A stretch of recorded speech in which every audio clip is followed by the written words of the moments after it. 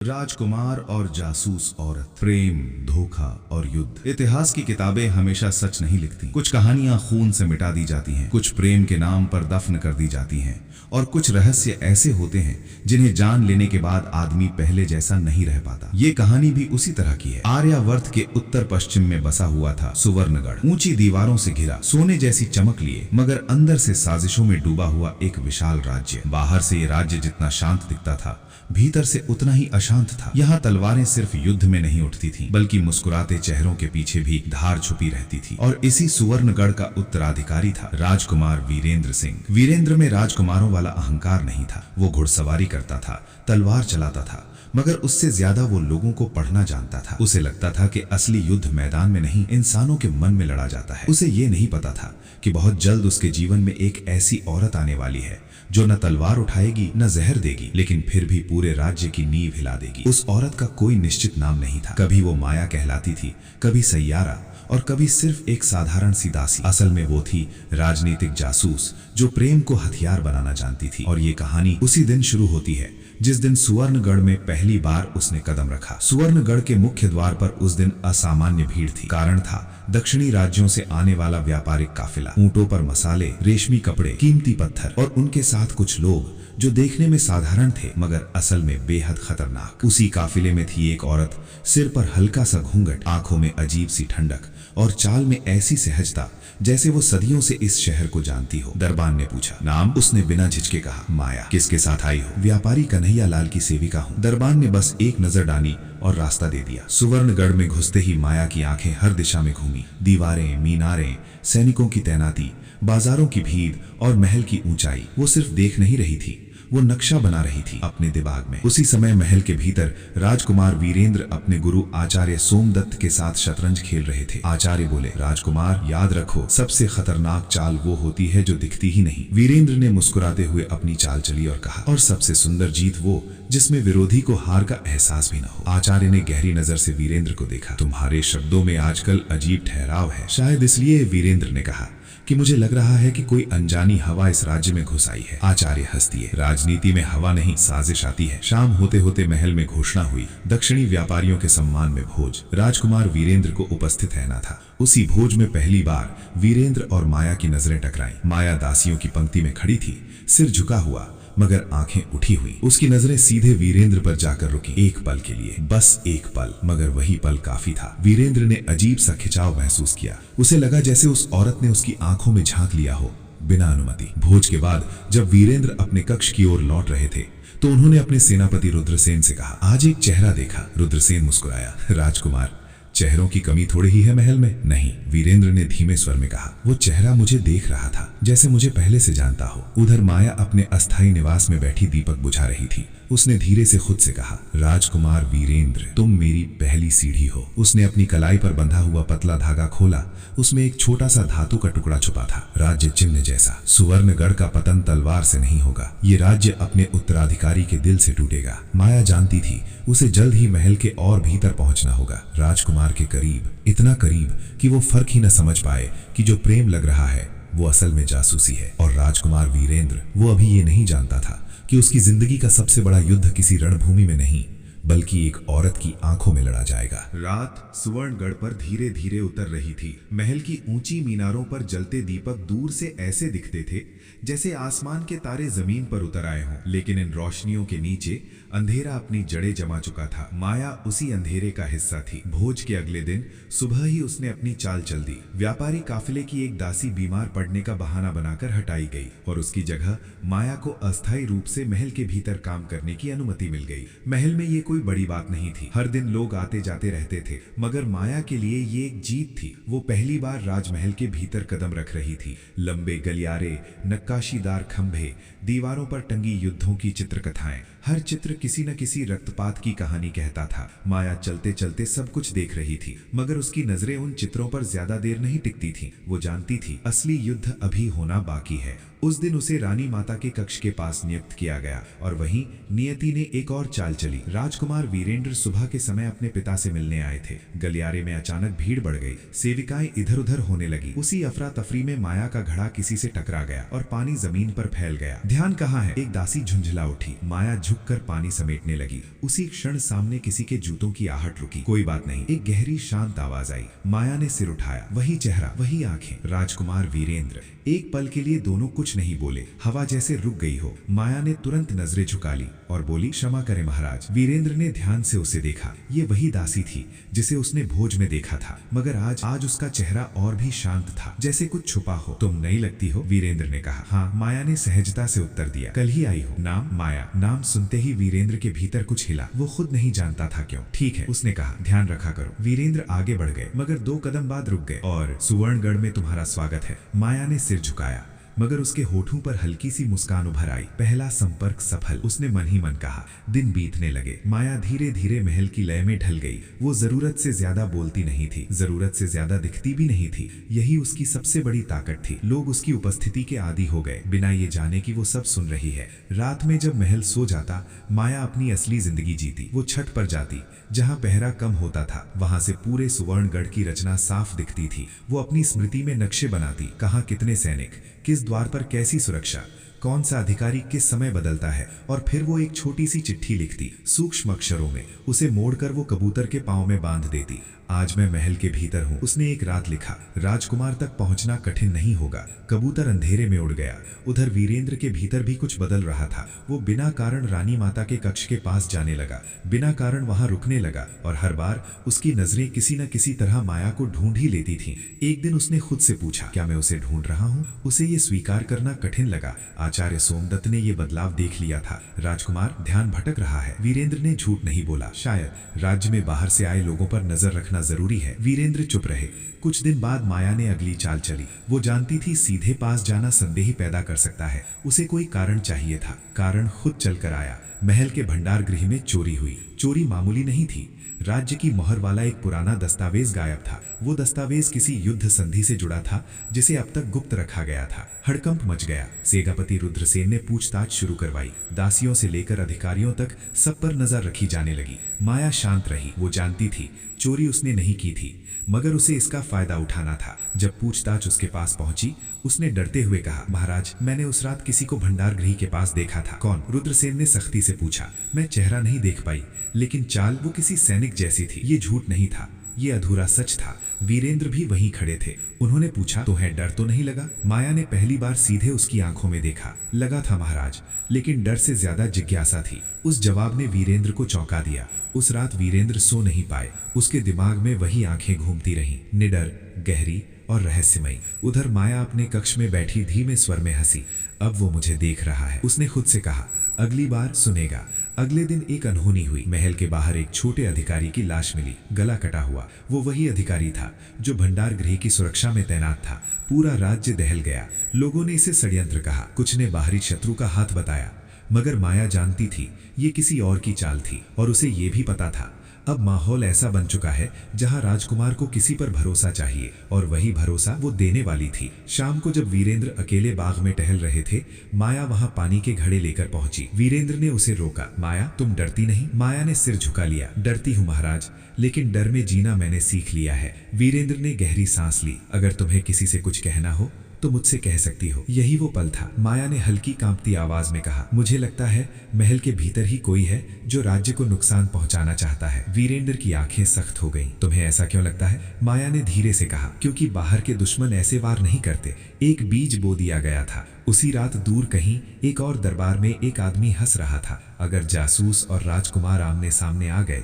तो सुवर्णगढ़ अपने आप टूट जाएगा। और माया वो इस खेल की सबसे खूबसूरत मोहरा थी। सुवर्णगढ़ की हवाओं में अब डर घुल चुका था। जिस राज्य में लोग रात को बेखौफ सोते थे, वहां अब दरवाजे जल्दी बंद होने लगे थे। सैनिकों की टुकड़ियां बढ़ा दी गई थी और हर अजनबी शक की निगाह से देखा जाने लगा था। लेकिन सबसे बड़ा बदलाव महल के भीतर हुआ था। राजकुमार वीरेंद्र अब पहले जैसे नहीं रहे थे। उनके भीतर एक बेचैनी थी, ऐसी बेचैनी जो किसी युद्ध की नहीं बल्कि किसी अनकहे सवाल की थी। वो जान जानते थे कि महल के भीतर कुछ गलत है, मगर ये नहीं समझ पा रहे थे कि उस गलत की जड़ कहाँ है। और उसी उलझन में माया धीरे धीरे उनका सहारा बनती जा रही थी। वो जानबूझकर कम बोलती थी, मगर जब बोलती तो ऐसे शब्द चुनती जो वीरेंद्र के मन में घर कर जाएं। एक शाम जब महल में शोक का माहौल था, उस अधिकारी की हत्या के कारण वीरेंद्र अकेले राजकीय पुस्तकालय में बैठे थे। मोमबत्तियों की रोशनी में किताबों की परछाइयां दीवारों पर नाच रही थी। माया वहां पानी देने आई। वो चुपचाप घड़ा रखकर लौटने लगी,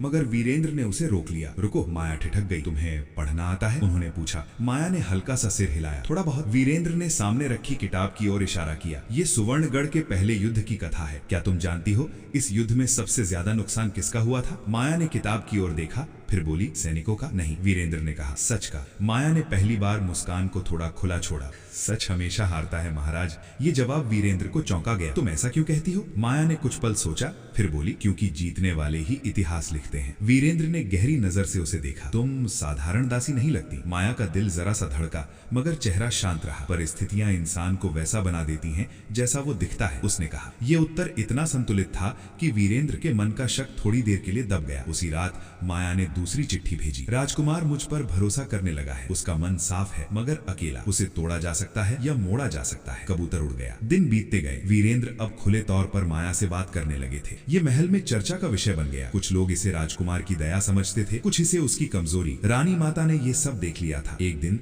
उन्होंने माया को बुलवाया। माया जब रानी माता के सामने पहुंची तो उसने सिर झुकाकर आदर दिखाया। भीतर से वो पूरी तरह सतर्क थी। तुम्हारा नाम? रानी माता ने पूछा। माया। तुम राजकुमार के करीब रहती हो, रानी माता ने सीधे कहा। माया ने सिर और झुका लिया। महाराज जहां बुलाते हैं वहां जाना मेरा कर्तव्य है। रानी माता ने कुछ देर तक उसे देखा। कर्तव्य और अवसर में अंतर होता है माया। माया चुप रही। याद रखना, रानी माता ने कहा, महल में हर मुस्कान सच्ची नहीं होती। माया ने सिर हिलाया। मैं समझती हूँ। असल में वो बहुत अच्छी तरह समझती थी। उधर सेनापति रुद्रसेन का शक बढ़ता जा रहा था। उसे ये पसंद नहीं आ रहा था कि एक अजनबी औरत राजकुमार के इतने करीब पहुंच गई है। एक रात उसने अपने गुप्तचर को बुलाया। उस माया पर नजर रखो, उसने कहा, हर कदम हर सांस। गुप्तचर ने सिर झुकाया। इसी बीच माया ने वीरेंद्र के दिल में अगला बीज बोया। एक शाम जब दोनों महल के पीछे वाले उद्यान में थे, माया ने अचानक कहा, अगर कोई अपने ही राज्य को बेच दे तो उसे क्या सजा मिलनी चाहिए? वीरेंद्र चौंक गए। तुम ऐसा सवाल क्यों पूछ रही हो? माया ने झील के पानी की ओर देखा। बस सोच रही थी। वीरेंद्र ने गंभीर स्वर में कहा, देशद्रोह की एक ही सजा होती है, मृत्यु। माया ने धीरे से कहा, और अगर वो व्यक्ति बहुत शक्तिशाली हो? वीरेंद्र चुप हो गए। यही वो क्षण था जहां माया चाहती थी उन्हें ले जाना। रात गहराने लगी। महल के एक पुराने हिस्से में आग लग गई। आग छोटी थी मगर शोर बहुत हुआ। सैनिक दौड़े, सेविकाएं चीखीं, अफरा तफरी मच गई। उसी अफरा तफरी में माया महल के उस हिस्से में पहुंची जहां आम लोगों का जाना मना था। वहां एक गुप्त कक्ष था और उसी कक्ष में रखा था सुवर्णगढ़ का असली रहस्य, एक पुरानी संधि। वो संधि बताती थी कि सुवर्णगढ़ की नींव एक विश्वासघात पर रखी गई थी और वर्तमान राजा का वंश पूरी तरह निर्दोष नहीं था। माया ने दस्तावेज को छुआ। यही चाहिए था, उसने फुसफुसाया। लेकिन नियति ने उस रात एक और चाल चली। जब माया बाहर निकल रही थी, उसने किसी को देखा। अंधेरे में एक आकृति, सेनापति रुद्रसेन। दोनों की नजरें मिली। कुछ पल तक कोई नहीं बोला। फिर रुद्रसेन ने तलवार आधी निकाली। तुम यहाँ क्या कर रही हो? माया का दिमाग बिजली की तरह चला। महाराज ने मुझे बुलाया था। आग के समय वे चिंतित थे। रुद्रसेन ने उसकी आंखों में देखा। वो झूठ ढूंढ रहा था, मगर माया की आंखों में डर नहीं था, सिर्फ थकान थी। रुद्रसेन ने तलवार वापस रखी। जाओ। माया धीरे धीरे वहां से निकल गई। उसकी सांस तब जाकर सामान्य हुई। अगली सुबह वीरेंद्र को एक चिट्ठी मिली, बिना नाम की। सत्य उन दीवारों में छुपा है जहां आग लगी थी। वीरेंद्र का दिल धड़क उठा। उन्हें लगा ये माया की नहीं हो सकती, या हो सकती है। उधर दूर दक्षिण में वही आदमी फिर से बोला, खेल अपने मध्य तक पहुंच चुका है। अब राजकुमार को चुनना होगा, सिंहासन या सच। और माया, वो अपने कमरे में बैठी थी, उस पुरानी संधि की नकल को देखते हुई। उसके हाथ थोड़े कांप रहे थे, क्योंकि पहली बार उसे ये एहसास हो रहा था कि वीरेंद्र सिर्फ एक मोहरा नहीं है, वो एक इंसान है। और ये एहसास एक जासूस के लिए सबसे खतरनाक होता है। सुवर्णगढ़ की सुबह अब पहले जैसी नहीं रही थी। सूरज वही था, मगर उसकी रोशनी में अब भरोसा नहीं था। महल के गलियारों में चलते लोगों के कदम भारी हो गए थे, जैसे हर कोई किसी अदृश्य अपराध का बोझ उठाए घूम रहा हो। राजकुमार वीरेंद्र पूरी रात सो नहीं पाए थे। वो गुमनाम चिट्ठी बार बार पढ़ चुके थे। सत्य उन दीवारों में छुपा है जहां आग लगी थी। वो जानते थे ये कोई साधारण चेतावनी नहीं थी, ये या तो उन्हें सच तक ले जाएगी या फिर किसी जाल में। सुबह होते ही उन्होंने किसी को बताए बिना उस जले हुए हिस्से की ओर जाने का निश्चय किया। महल का वो हिस्सा अब वीरान था। जले हुई लकड़ी की गंध अब भी हवा में तैर रही थी। दीवारें काली पड़ चुकी थीं और छत से कुछ हिस्से टूटकर जमीन पर गिरे थे। वीरेंद्र अकेले थे। उन्होंने दीवारों को ध्यान से देखा, कहीं कोई निशान, कोई दरार, कोई संकेत। तभी उनकी नजर एक असामान्य सी बात पर पड़ी। एक पत्थर जो बाकी पत्थरों से थोड़ा बाहर निकला हुआ था। उन्होंने उसे दबाया, हल्की सी आवाज हुई और दीवार का एक हिस्सा धीरे धीरे सरक गया। वीरेंद्र का दिल तेज धड़कने लगा। अंदर एक संकरा रास्ता था। उन्होंने एक दीपक जलाया और भीतर प्रवेश किया। वो गुप्त कक्ष वही था जहां माया रात में आई थी। पुराने दस्तावेज, धूल में ढके संदूक और दीवारों पर बने ऐसे चिन्ह जिन्हें देखकर लगता था कि यहाँ बहुत कम लोग आए होंगे। वीरेंद्र ने एक संदूक खोला। अंदर वही पुरानी संधि थी। उन्होंने जैसे जैसे पढ़ना शुरू किया, उनके चेहरे का रंग बदलता गया। उस संधि में लिखा था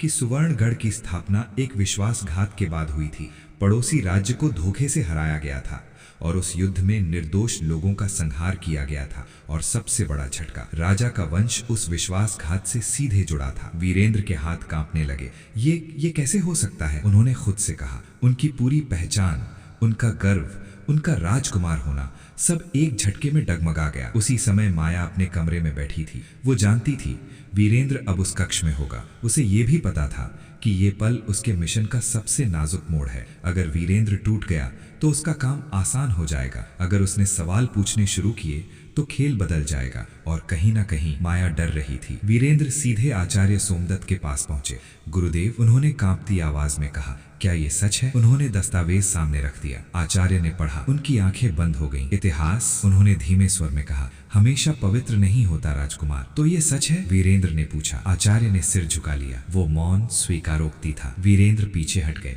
तो मेरे पिता राजा ने वो पाप नहीं किया, आचार्य बोले, लेकिन वो उस पाप की विरासत है। वीरेंद्र का मन चिल्ला उठा। महल में उसी दिन एक और घटना हुई। सेनापति रुद्रसेन को सूचना मिली कि किसी ने गुप्त कक्ष में प्रवेश किया है। अब शक सिर्फ माया पर नहीं रहा था, राजकुमार पर भी आने लगा था। रुद्रसेन ने सख्त स्वर में कहा, अगर राजकुमार भी इस साजिश का हिस्सा हैं, तो ये राज्य बचा नहीं रहेगा। शाम को उद्यान में वीरेंद्र और माया आमने सामने थे। हवा शांत थी, मगर दोनों के भीतर तूफान चल रहा था। वीरेंद्र ने सीधे पूछा, तुमने वो चिट्ठी लिखी थी? माया कुछ पल चुप रही, फिर बोली, हाँ, ये पहला सच था जो उसने उन्हें दिया। वीरेंद्र ने गहरी सांस ली। क्यों? माया ने पहली बार अपनी आंखों में भाव आने दिए। क्योंकि मुझे लगा आपको ये जानना चाहिए, या इसलिए कि तुम मुझसे कुछ चाहती हो? माया ने सिर झुका लिया। दोनों। वीरेंद्र ने उसके करीब एक कदम बढ़ाया। तुम कौन हो माया? ये सवाल उसके अस्तित्व को चीर रहा था। माया ने आंखें उठाई। एक औरत जो झूठ बोलना जानती है। वीरेंद्र कड़वाहट से हंसे। कम से कम ईमानदार झूठ। उसी क्षण सेनापति रुद्रसेन वहां पहुंचे। महाराज, आपसे तुरंत बात करनी है। उनकी नजर माया पर गई। ये औरत अब महल में नहीं रह सकती। वीरेंद्र ने सख्ती से कहा, वो मेरी अनुमति से यहाँ है। रुद्रसेन ने दांत भींचे। आप भावनाओं में निर्णय ले रहे हैं, वीरेंद्र ने उत्तर दिया, और आप डर में। दोनों के बीच तनाव स्पष्ट था। उस रात माया ने तीसरी चिट्ठी नहीं भेजी। वो खिड़की से बाहर देखती रही। उसे पहली बार लगा कि वो दो नावों पर खड़ी है। एक ओर उसका मिशन, दूसरी ओर एक आदमी जो सच से टूट रहा है, और दोनों में से किसी एक को छोड़ना ही होगा। दूर दक्षिण में वही रहस्यमयी व्यक्ति गुस्से में था। वो बहुत करीब जा रही है, उसने कहा। अगर जासूस भावनाओं में फंस गई तो उसे भी मिटाना पड़ेगा। सुवर्णगढ़ की रात गहरी हो चुकी थी और उसी रात माया के दरवाजे पर किसी ने दस्तक दी। जब उसने दरवाजा खोला, वहां वीरेंद्र खड़े थे। उनकी आंखों में सवाल नहीं थे, निर्णय था। माया के कक्ष के बाहर खड़ा वीरेंद्र उस रात राजकुमार नहीं लग रहा था। उसके चेहरे पर न अधिकार था न घमंड, सिर्फ थकान और टूटा हुआ भरोसा। मैं अंदर आ सकता हूँ? उसने पूछा। माया एक पल के लिए चुप रही, फिर दरवाजा पूरी तरह खोल दिया। कमरा साधारण था, कोई गहना नहीं, कोई विलास नहीं, बस एक छोटा दीपक और कुछ किताबें। ये दृश्य वीरेंद्र के मन में पहले से बनी छवि से मेल नहीं खाता था। तुम यहाँ अकेली रहती हो? वीरेंद्र ने पूछा। जासूस कभी अकेला नहीं होता, माया ने धीमे से कहा। उसके साथ उसके झूठ रहते हैं। वीरेंद्र ने उसकी ओर देखा। तो ये स्वीकार करती हो? माया ने सिर हिलाया। हाँ, मैं वही हूँ जिसका शक आपको था। वीरेंद्र की मुट्ठियां कस गईं। किसके लिए काम करती हो? माया की आंखें एक पल के लिए झुकी, फिर उठी। उनके लिए, जिनका नाम अगर मैंने लिया तो आपका राज्य राज्य जल जाएगा। वीरेंद्र हंसा, कड़वा, खाली, राज्य तो वैसे भी जल रहा है। कुछ पल की खामोशी छा गई। फिर वीरेंद्र ने कहा, क्या कभी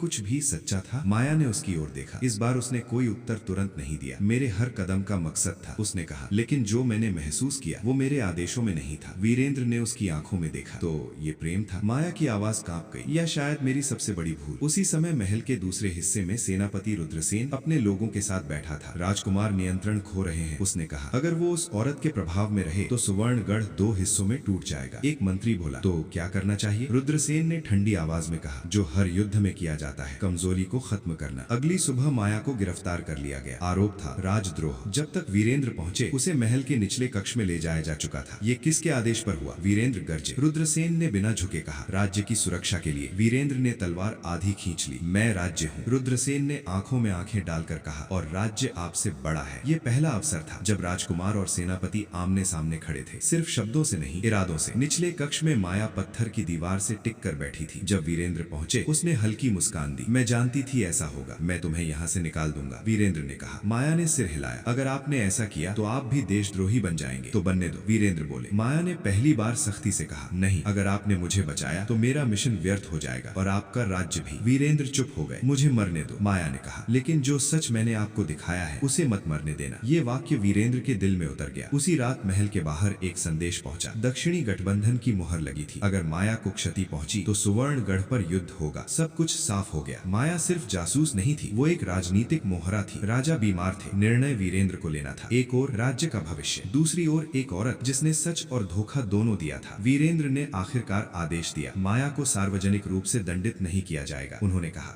उसे गुप्त रूप से राज्य से बाहर भेज दिया जाएगा। रुद्रसेन ने दांत भींचे, मगर आदेश मानना पड़ा। रात के अंधेरे में शहर के पिछले द्वार से माया को बाहर ले जाया गया। जाने से पहले वो रुकी। आपने गलत फैसला लिया, उसने कहा। वीरेंद्र ने उत्तर दिया, शायद, लेकिन ये मेरा पहला अपना फैसला है। माया ने उसकी ओर देखा। अगर कभी युद्ध हुआ तो हम आमने सामने होंगे, वीरेंद्र ने कहा। तब मैं जानना चाहूंगा, क्या तुम उस दिन भी मुझे पहचानोगी? माया कुछ नहीं बोली। वो अंधेरे में खो गई। सुवर्णगढ़ बच गया, लेकिन वीरेंद्र जानता था ये शांति अस्थायी है, क्योंकि जिस औरत को उसने जाने दिया है वो लौटेगी, या तो संदेश लेकर या तलवार। माया के जाने के बाद सुवर्णगढ़ शांत तो दिखने लगा, मगर वो शांति वैसी थी जैसे आंधी से पहले का सन्नाटा। शहर के बाजार फिर से खुले, सैनिकों की आवाजाही सामान्य हुई, मगर महल के भीतर कुछ स्थायी रूप से बदल चुका था। राजकुमार वीरेंद्र अब पहले जैसा नहीं रहा। वो अब कम बोलता था, ज्यादा सुनता था। उसके निर्णयों में भावनाएं नहीं, अनुभव झलकने लगे थे। उसने दरबार में पहली बार कुछ ऐसे आदेश दिए जिनसे पुराने मंत्री असहज हो गए। सबसे पहले उसने गुप्तचर व्यवस्था बदल दी। अब जासूसी सिर्फ बाहर नहीं, उसने कहा, महल के भीतर भी होगी। सेनापति रुद्रसेन ने ये आदेश सुना, मगर कुछ नहीं कहा। वो जानता था ये बदलाव माया की देन है। दूसरी ओर माया सुवर्णगढ़ से बहुत दूर जा चुकी थी। वो अब दक्षिणी गठबंधन की राजधानी कालनेर में थी। वहाँ कोई उसे माया नहीं कहता था। वहाँ वो थी अश्विनी।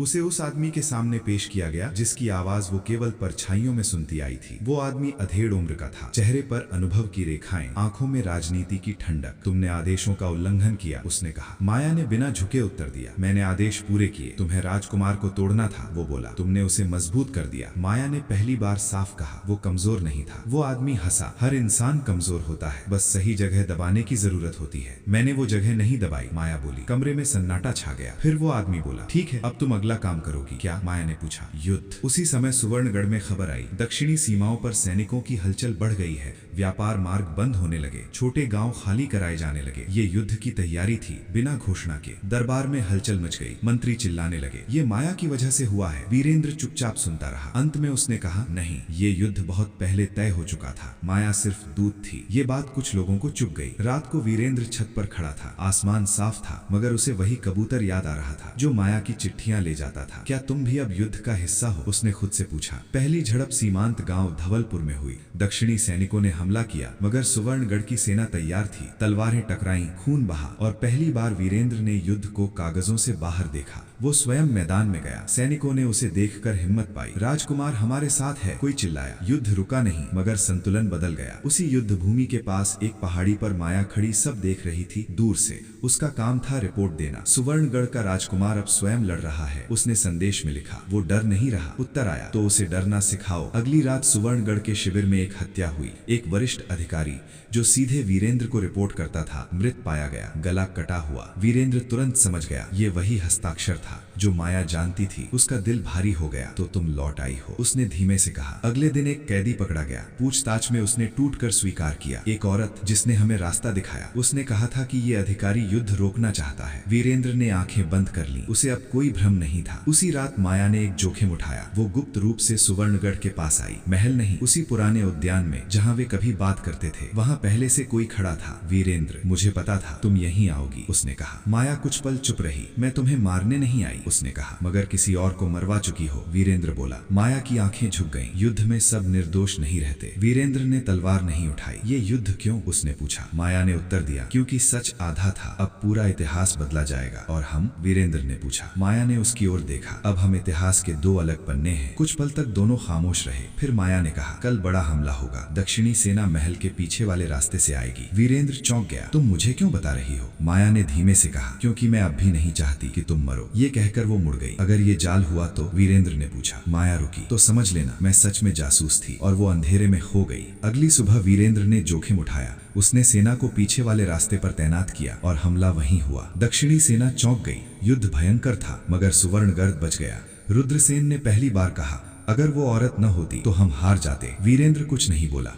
दूर कालनेर में वही आदमी गुस्से में था। उसने फिर गद्दारी की। वो बोला, क्या सजा होगी, किसी ने पूछा। वो आदमी ठंडे स्वर में बोला, अब वो भी निशाना है। रात को वीरेंद्र को एक आखिरी चिट्ठी मिली। मैंने तुम्हारा कर्ज चुका दिया, अब अगर हम मिलेंगे तो दुश्मन बनकर। कोई नाम नहीं था। वीरेंद्र ने चिट्ठी जला दी और पहली बार उसने ताज की ओर देखा, सिर्फ विरासत की तरह नहीं, जिम्मेदारी की तरह। सुवर्णगढ़ के ऊपर उस सुबह आसमान असामान्य रूप से शांत था। बादल नहीं थे, हवा भी थमी हुई थी, जैसे प्रकृति खुद सांस रोक कर खड़ी हो। ये वही सन्नाटा था जो हमेशा बड़े रक्तपात से पहले आता है। वीरेंद्र पूरी रात सोया नहीं था। उसके सामने मेज पर युद्ध के नक्शे फैले थे, मगर उसकी आंखें उन रेखाओं को नहीं देख रही थी। उसके मन में सिर्फ एक ही चेहरा था, माया का। अब अगर वो आएगी, उसने खुद से कहा, तो जासूस नहीं, सेनापति बनकर आएगी। और वो सही था। दक्षिणी गठबंधन ने इस बार कोई छल नहीं किया। युद्ध की घोषणा हुई। 3 दिशाओं से सेनाएं बढ़ी, हाथियों के साथ, घुड़सवारों के साथ और उन सैनिकों के साथ जिनके पास मरने के अलावा कोई विकल्प नहीं था। सुवर्णगढ़ के दरवाजे बंद कर दिए गए। नगाड़े बजे। सेनापति रुद्रसेन ने तलवार उठाई। आज या तो राज्य बचेगा, उसने कहा, या इतिहास बदलेगा। वीरेंद्र ने कवच पहना। आज वो सिर्फ राजकुमार नहीं था, आज वो राजा था, भले ताज उसके सिर पर ना हो। युद्ध शुरू हुआ। धरती कांप उठी। पहली टक्कर में ही सैकड़ों लोग गिरे, तलवारें टूटी, भाले चकनाचूर हुए और हवा में सिर्फ एक ही गंध थी, खून की। वीरेंद्र सामने की पंक्ति में था। उसने पीछे मुड़कर नहीं देखा। वो जानता था अगर वो रुका तो सेना रुकेगी। और उसी युद्ध भूमि के दूसरी ओर एक काले घोड़े पर सवार थी माया। उसने अब कोई नकाब नहीं पहन रखा था। उसका चेहरा खुला था, आंखें कठोर और हाथ में तलवार। आज वो जासूस नहीं थी, आज वो युद्ध का सच थी। दक्षिणी सेना उसे पहचानती थी। अश्विनी, नेत्रा, उसके कई नाम थे, मगर उसका मन कहीं और था। युद्ध के बीचों बीच दोनों आमने सामने आ गए। भीड़,